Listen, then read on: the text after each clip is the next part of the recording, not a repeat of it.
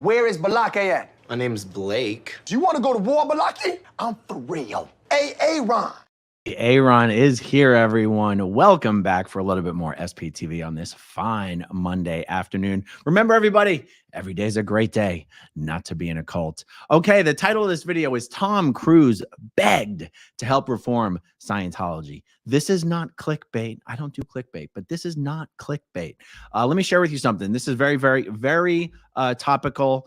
And I think you guys are going to be very interested in this. So this is a follow-on discussion to a discussion that has been being told for the last week or two on a variety of channels about Rosemary Chickwalk, who was a Sea Org member at Scientology's international base. She spent, 30, 40 years working for David Miscavige, senior management, Ronnie Miscavige.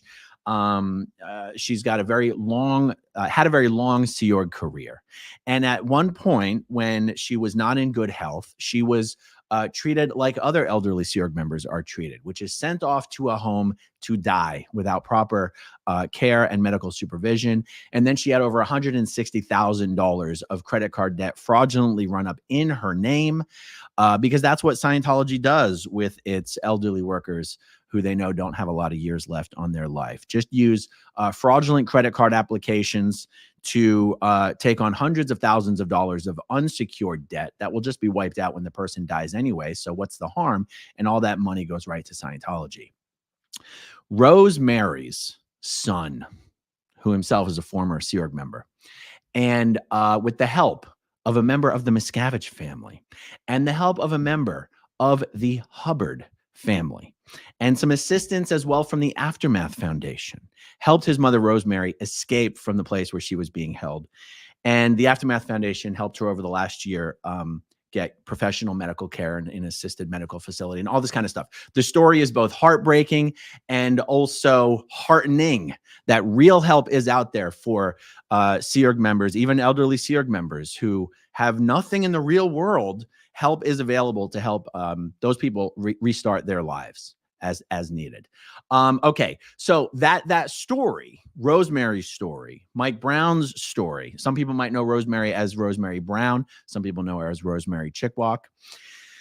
That story's been being told over the last couple of weeks. Mike, one of the places it was told was actually by Rosemary herself in an interview that Rosemary and her son did with Mike and Leah. That video is available on Mike's channel. It's on Leah's channel. It's on Mike Rinder's channel. It's on Leah's channel. It's on Mike Brown's channel.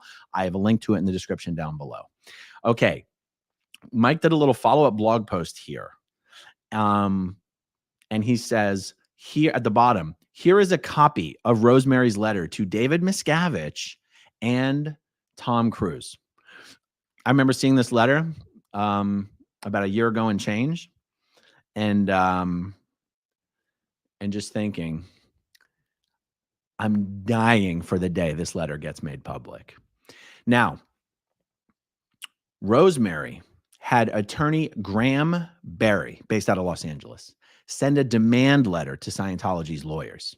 Not a lawsuit, a demand letter. With a whole list of demands, but also asking for the $163,000 back.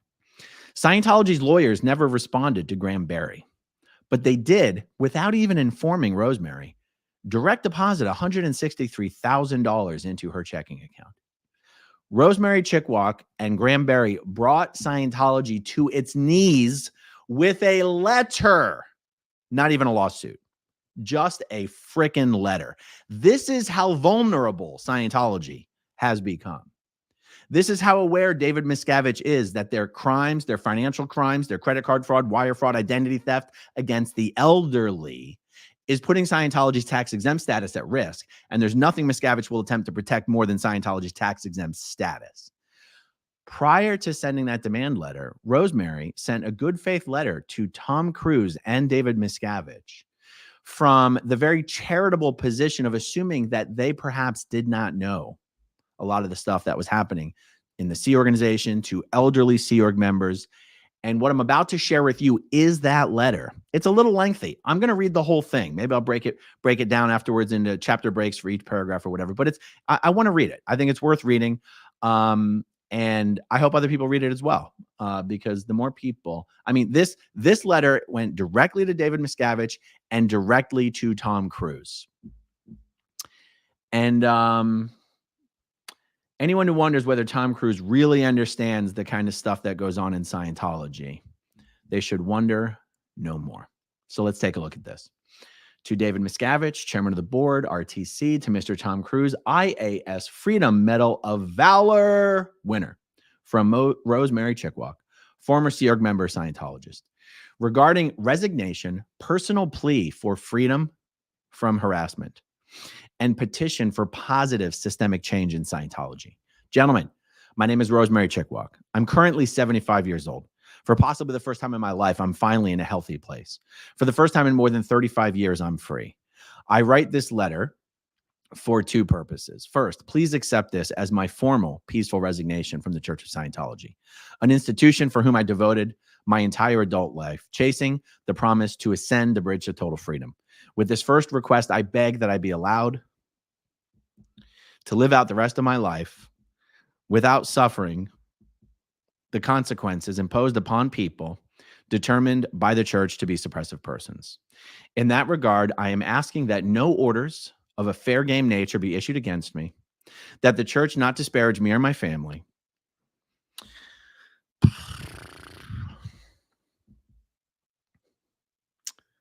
and that the church does not direct anyone to harass me, follow me, annoy me, or invade my privacy now that I have decided that I no longer want to be part of the church. Spoiler alert, they did not honor that request. Second, and equally important to my first request, I implore the two of you to use your unconstrained power as the leaders of the church to make positive change away from certain specific policies that only cause harm to its present and former followers and give the church a bad reputation. I've witnessed firsthand the inhumanity of the strict following of the policies to which I refer. Yet my suffering and the suffering of many others before me should not be in vain, as the church does not need to stubbornly continue strict adherence to every L. Ron Hubbard policy and tradition, no matter how outdated or objectively harmful to the peaceful living of others. Now that I am out of the church and have access to public information, I see that other former members have spoken out about certain church policies and practices to no avail. Unlike some of the others, I am far too old and feeble to start a fight, not to mention that is not my way nor intent. I only hope to speak the truth of my story, be heard and understood by you, and that my respectful approach is appreciated and results in your enacting the necessary change in policy and practice that Scientology and its members deserve. I address this letter to you, Mr. Miscavige and Mr. Cruise, because it is only the two of you who can effectuate the needed change within the church. My choice to address this letter to you, Mr. C.O.B. Miscavige, is obvious. You are the undisputed leader of the church and the only living person in this world able to honor my requests. I write to you, Mr. Cruise, because while you may not be the actual head of the church, your power to cause change and garner the following of other members is the only within the church as great as C.O.B. Miscavige. Please read this letter, listen to my requests, and for the betterment of former and current Scientologists and Scientology, take affirmative action to make the changes I request. I write this letter with only pure intention. I would like to know the time I lost.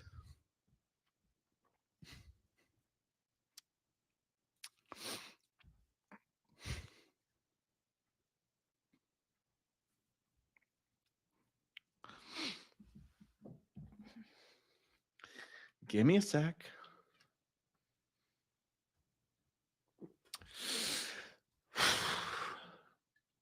I've proofread that's a couple times. There are some tough parts. For me, that is. Oh, God. It doesn't help that I've only had like 4 hours of sleep. Okay. All right. Jesus.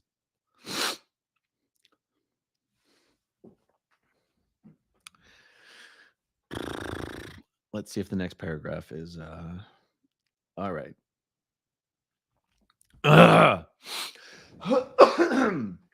Okay. I would like to know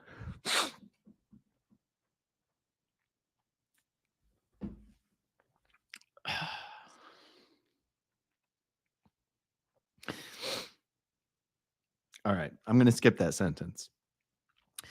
If imparting my experience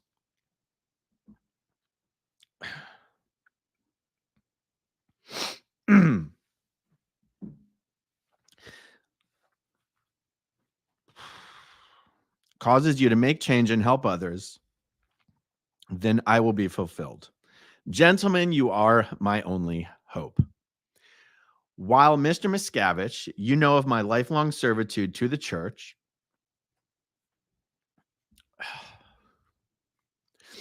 Okay.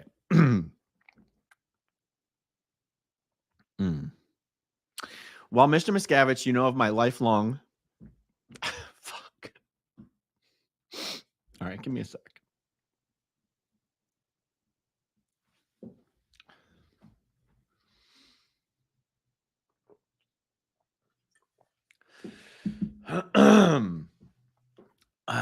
Okay. While Mr. Miscavige, you know of my lifelong servitude to the church and my specific circumstances with the church for many decades, Mr. Cruz, you may not.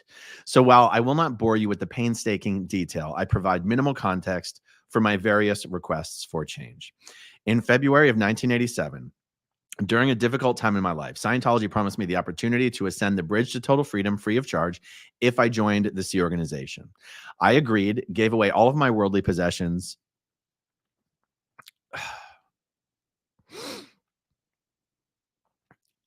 And moved to LA.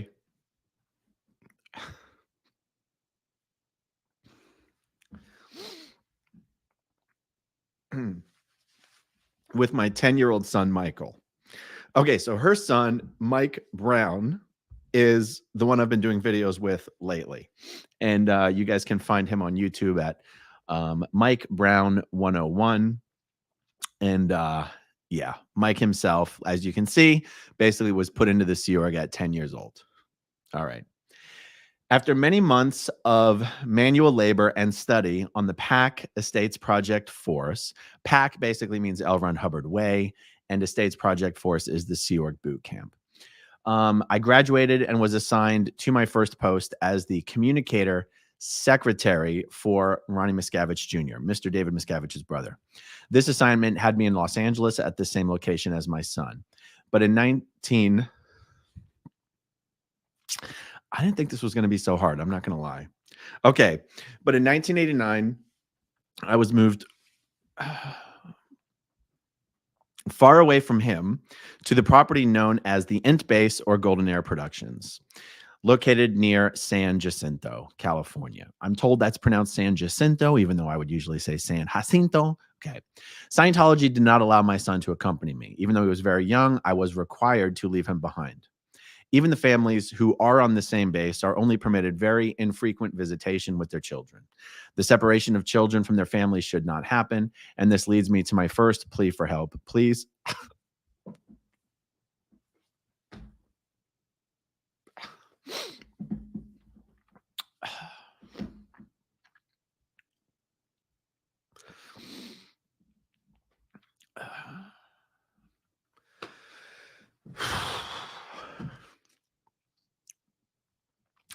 Keep families in Scientology together.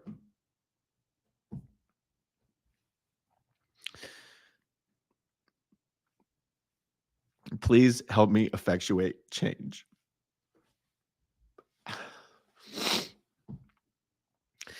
Personally, guys, I think Scientology's destruction of families is the single most objectionable thing about it. I mean, right up there with its policies preventing anyone from going to the authorities, even for, you know, like the worst crimes against children.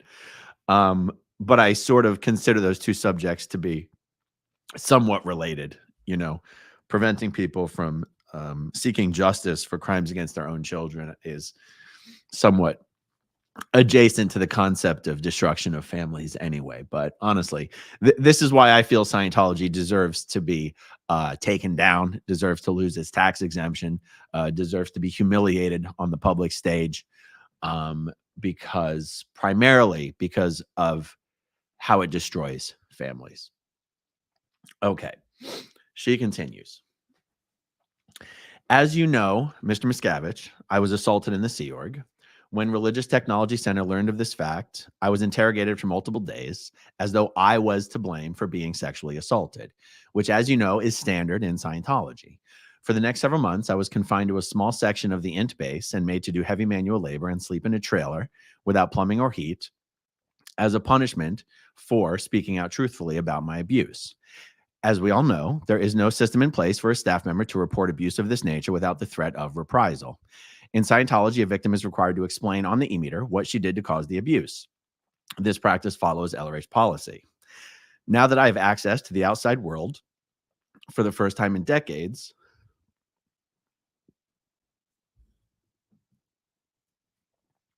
yeah. I have read about movements where women in similar situations have spoken out.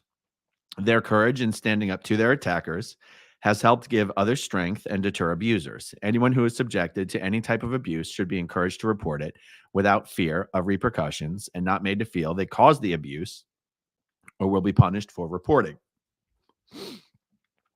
Please help me effectuate change. In late 2003, after his wife was forced by the church to have a second abortion, my son, Michael Blue, escaped the INT base. Women should not be forced to have abortions ever. My leaving the church and entering the world comes at an interesting time, especially on this topic. The Supreme Court just found that women no longer have a right to abortion, and many states are now making abortion a crime. I can't understand how women outside the church are not allowed to have, how women outside the church are not allowed to have abortions, and those in the church must have abortions. Regardless, women should not be made to have abortions ever. Please help me effectuate change. Now, I'm not sure that's exactly what the Supreme Court found, but I'm just reading you guys the letter. When you think about the inhumanity of Michael's wife to abort, who could really blame Michael for blowing? Blowing in Scientology is the Scientology word for escaping or going AWOL, leaving without permission and following the proper procedures. Despite growing up in the Sea Org, not knowing anything but church policy, and having no contact with the outside world, his intuition told him this was wrong, so he escaped. The church should not operate as a prison, where the only way to leave before you die is to sneak past guards and escape. The concept of blowing should have no place in any religion and ought to be eliminated altogether. A religion, including Scientology, should not infringe on basic freedoms. Members should be able to leave without plotting an escape or fear of being hunted down or harassed for making the choice to leave. Please help me effectuate change. After Michael left, he was declared a suppressive person, which meant I was forced to disconnect from him, no longer permitted to speak to him unless the communications were at the direction of the church and to promote church agenda. I watched as the church took my photos of Michael, including his baby pictures, and threw them in a bonfire, forever destroying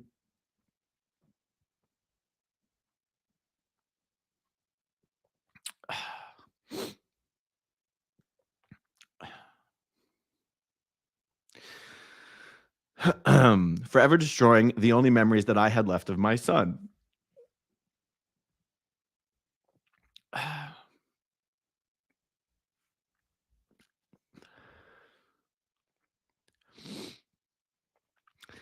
It still breaks my heart to think about how many years we lost together because of the church.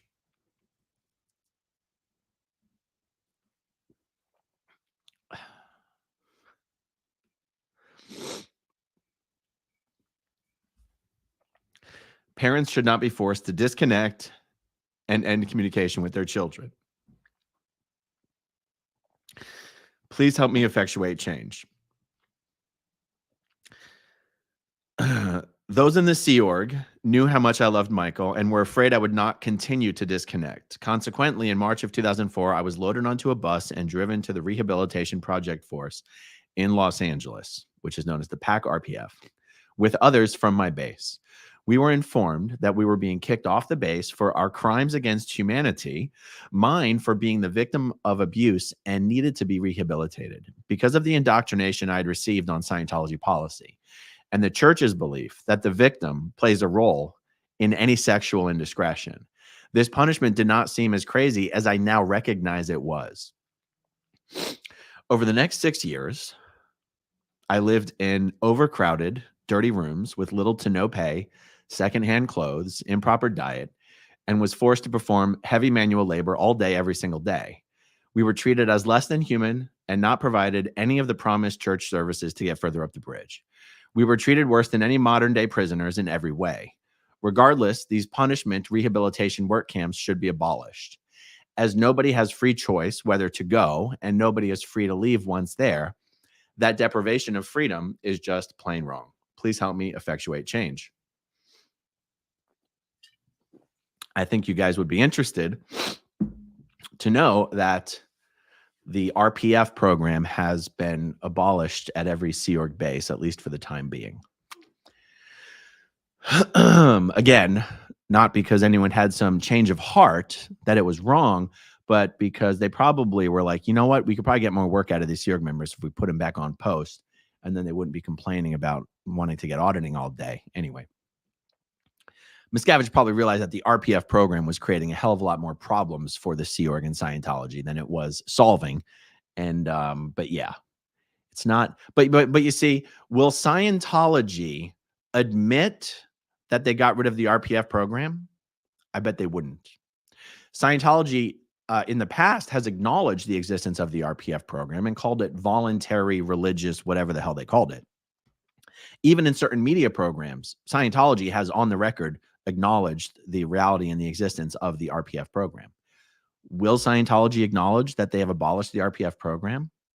It would be hard for them to do so, considering it was a program created by L. Ron Hubbard. How could they abolish it?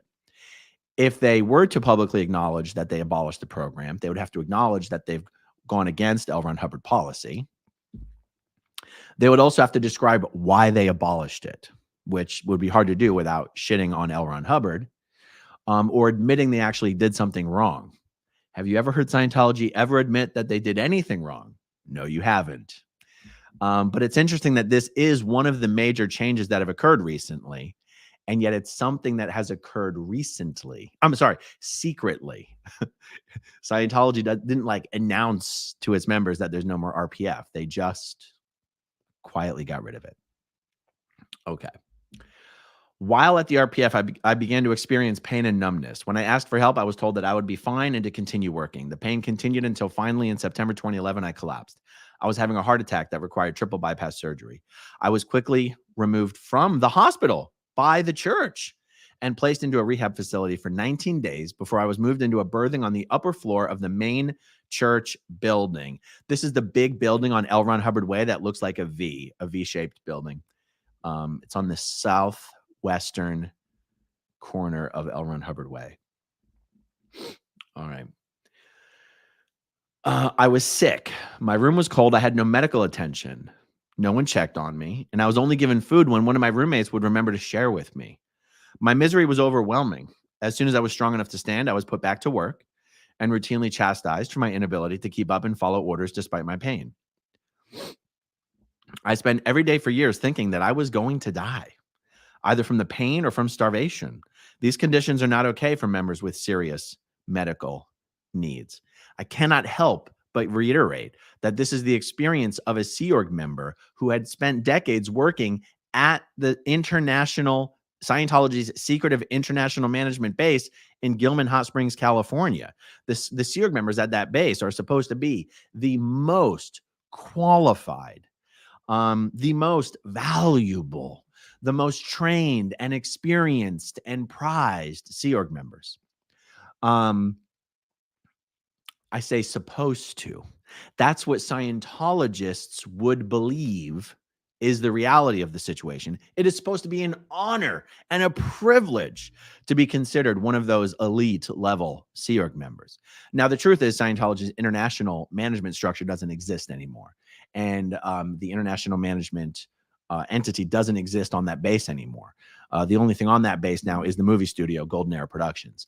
David Miscavige has gotten rid of all of Scientology's international management, and he now micromanages all of Scientology from middle management and the Hollywood Guarantee Building on L. Ron Hubbard Way. I'm only mentioning all that because someone who had been at that level for that long and who had worked in such close proximity to Scientology's major international executives, including David Miscavige himself, All that meant nothing. All that means nothing. This is what someone who had that kind of production history meant to Scientology. This is how important they were to Scientology, i.e., not important at all. Discarded like trash. Just wanted to reiterate that point. Okay.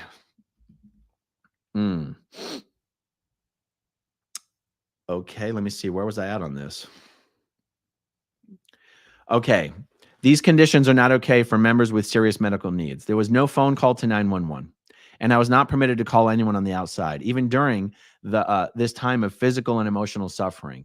That is not safe nor okay. Please help me effectuate change. Finally, in February 2021, I collapsed while working on post and was rushed to a nearby hospital.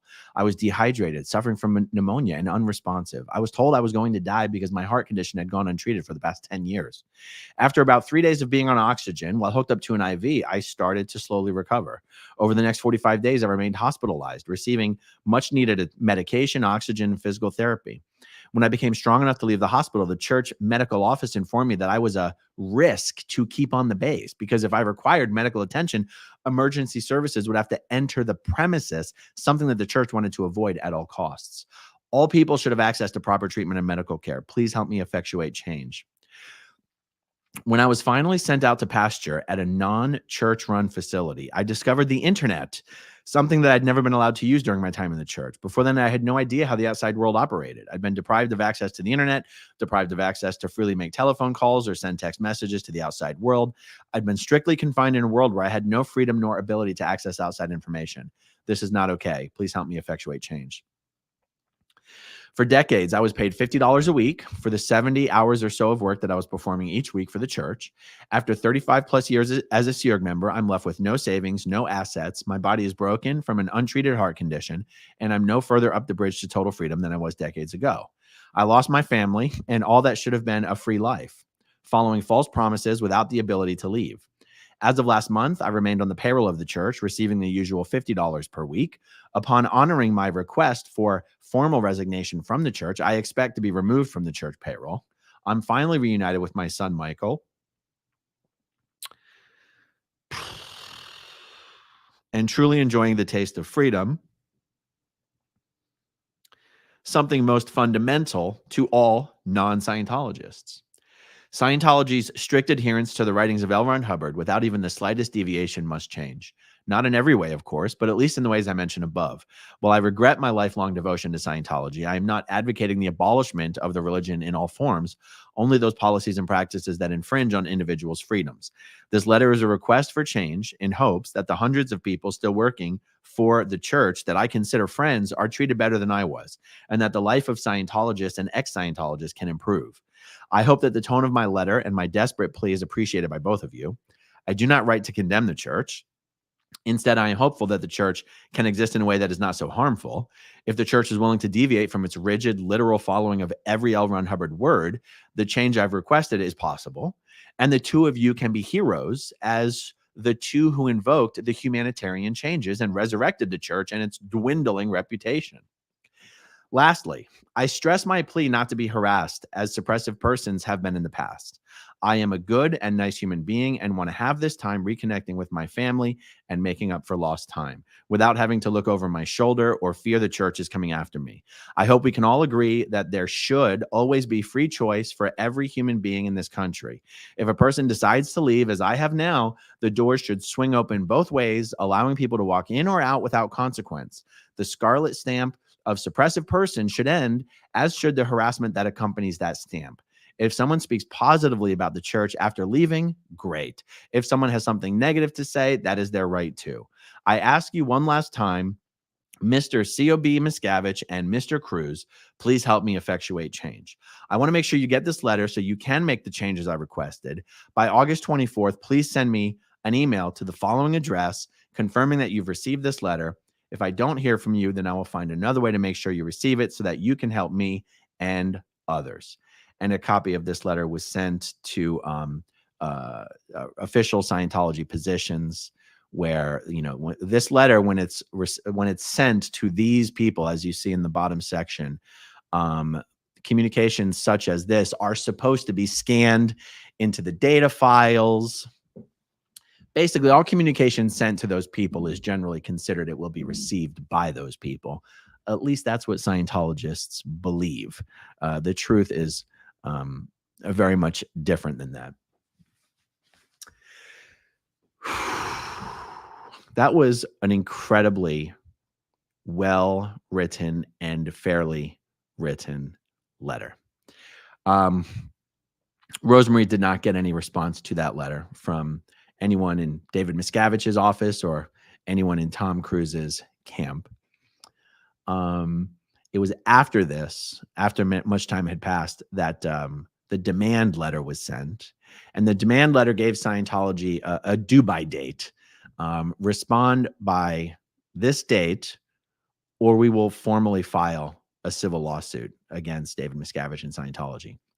It was one day before the due-by date that Rosemarie woke up to find $163,000 sitting in her checking account. Now, you might wonder, how does a Sea Org member who was paid $50 a week for 35 plus years take on $167,000 of debt? How does someone get approved for that kind of debt? The answer is identity theft and credit card fraud. The Scientology fundraisers for the Sea Org organizations on L. Ron Hubbard Way for years and years and years had perfected and even exported this system to other Scientology orgs all around the world of defrauding the credit card companies with fraudulent credit card applications. And someone like Rosemarie, who had never earned more than $50 a week, would literally end up with hundreds of nearly $100,000 of credit card debt in her own name. And then what the fundraisers would do is open up cards in other Sea Org members' names, charge those, max out those cards, and then say, Rosemary is going to pay you back. You might go, how the hell is she paying anybody back with $50 a week? Well, the meager Social Security checks that Rosemarie was entitled to receive was what she was using to pay off the credit card debt. It truly is incredible. And, even the demand letter that was sent to Scientology's attorneys, like I said, the attorneys never responded to the letter. Rosemary's attorney, Graham Barry, never got a response from Scientology's attorney. Instead, some imaginary Sea Org position called the chaplain, CLOSUS, a position that does not exist unless somebody was just put on that position just for the sake of sending a letter to Rosemarie, sent Rosemarie a letter. So again, not from an official attorney, not from David Miscavige, just some random no-name Sea Org member on some imaginary post, sent a letter to Rosemarie saying, as you know, Scientology is under no obligation to return any funds to you whatsoever. But we have reviewed the facts and determined that you should not have been charged any money for this auditing because you were a Sea Org member. So we're going to give it back to you even though we don't have to. Enjoy. And by the way, when I say this is how screwed Scientology is, they didn't even ask Rosemarie to sign anything. Usually Scientology would never give $1 back without asking you to sign a million forms, signing away your right to ever sue Scientology, to ever say anything bad about Scientology, non-disclosure agreements, all this shit. They're like, hey, check your bank. We just gave you $163,000 back. No harm, no foul. Nothing more for you to do. That is how aware David Miscavige is of how susceptible these financial crimes have made Scientology to losing its tax-exempt status. And I wanted to share that with you because that letter was sent to Tom Cruise. And do I think Tom Cruise actually received that letter? Hell no. I mean, nobody in Tom's crew would ever let that letter get anywhere near him. But you know what? It's because they're under orders not to let any negative, under orders from Tom himself. I don't want to receive or hear one word of negative information or criticism or end theta or suppression because I've canceled suppression in my vicinity. You crossed the line now and you know it. You need to put your manners back in. Yeah, Tom Cruise doesn't give a shit about this stuff. Tom Cruise knows about this stuff, even if he didn't get Rosemary's letter. And I think the media should keep that in mind when they're interviewing Lil Tommy Cruise for Mission Impossible 16 and just kissing his ass and totally ignoring the fact that he's one of the primary enablers and funders and recruiters of an international human trafficking cult that treats its own most dedicated elderly members precisely like how you just heard described in Rosemary's letter. When is the media going to grow any balls with respect to Tom Cruise? It's incredible. All right, guys. I know I owe it to you guys to go through the super chats here, so forgive me if I just bring them up and don't actually read all of them, but I will pull them up. I will pull them up. I owe you guys that much, but I'm not looking to get any more emotional than I already did.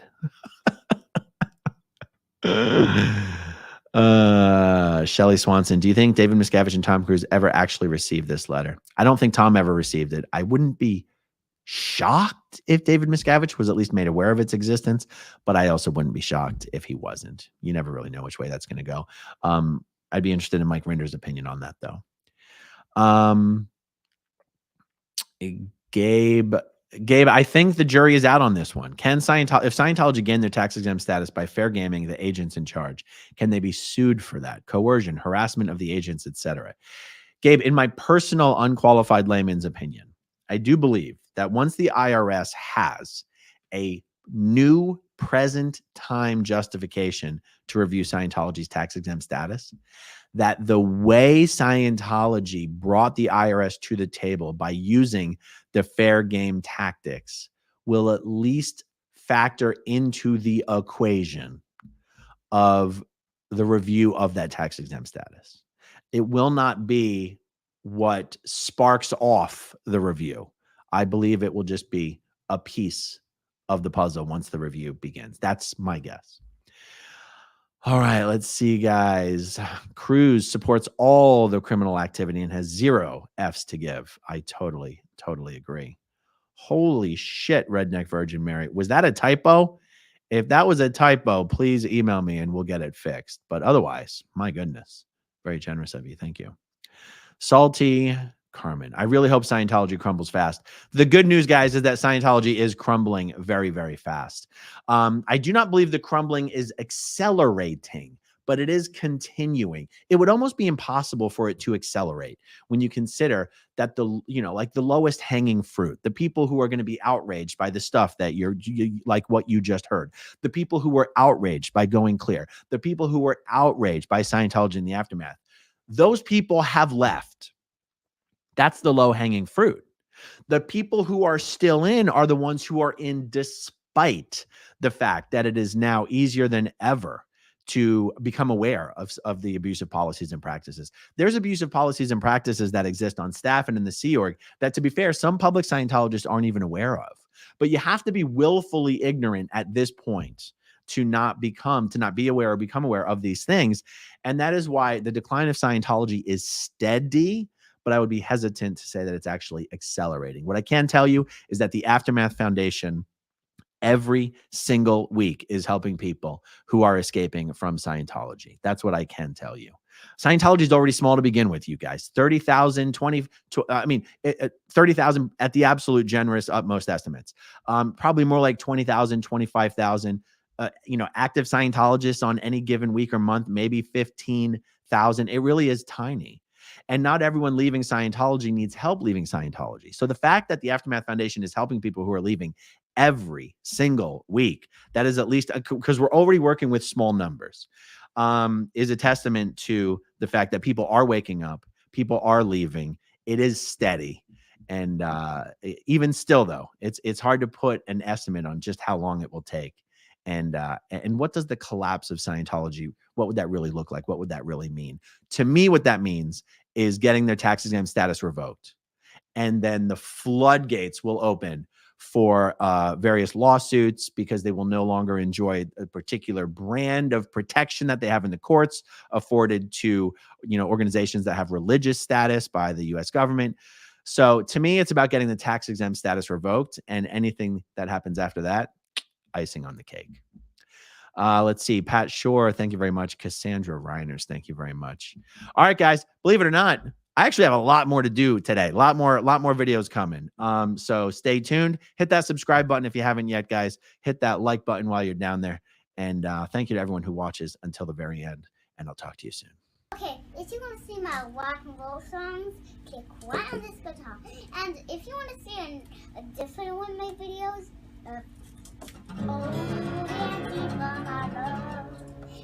then you could click right inside here. If you have subscribed or not, subscribe right here. Bye.